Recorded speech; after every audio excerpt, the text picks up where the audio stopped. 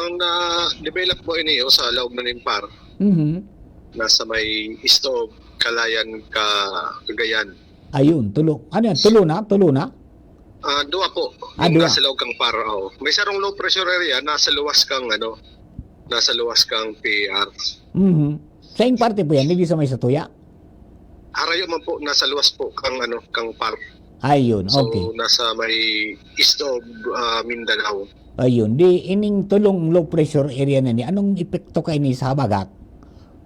Ito pong sarong low pressure area na nasa luwas kang Par, di man po itong epekto Mhm. sa weather system taligdio or yung sa habagat. Ang nakaka-apekto po sa habagat na para magkusog, ini yung duwang low pressure area na nasa laog kung sa po yung PAR.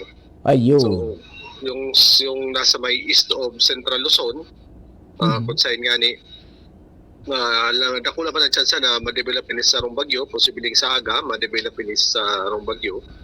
Samantalang itong sarong LPA na nasa laog kang Par, nasa may east-southeast kang Basco Batanes sa Ngunyan, posible po itong magsanib mandigdiyo sa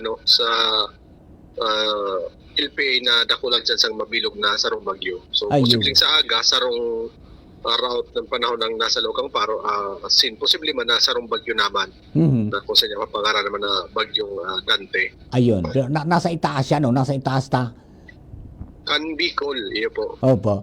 Tapos dahil man po iniyo nilalaw man na malanfall na alagad, pagkukusupon ka niyo ang Doro sa Bagat. So sige po sa to sa Bicol region, magiging maoran kita, nasa na magiging maoran kita sa aga hanggang sa Biyernes na dahil sa epekto ka na Bagat. So mas inaasa na magiging mas maoran kita po kung sa aga hanggang sa Huwebes dito sa Bicol region. Opo.